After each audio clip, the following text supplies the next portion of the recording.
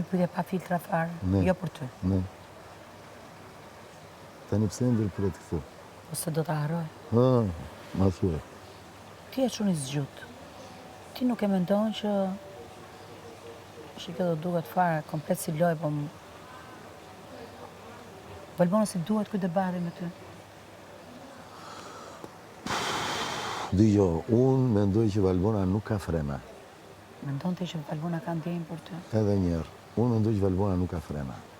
Valbona për shembull, o do jetë shumë afër me mua, o do ja plasi dhe nga kokëfortësia, ka dhe një vlastim se është femër e bukur, do që të shkojnë i pari t'i flasë.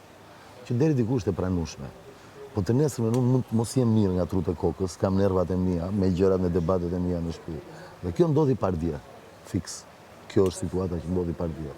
Unë e pash, ule atje përballë dhe poria po e shifja gjithë ditën se ç'do bënte. Dhe e pash që gjithë ditën filloi të pyeste njerëzit një nga një.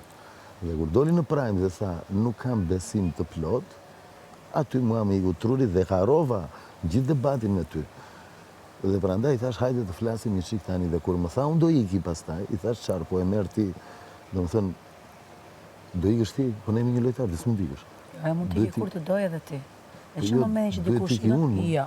Në momentin që dikush ikën, lojtarët ndahen.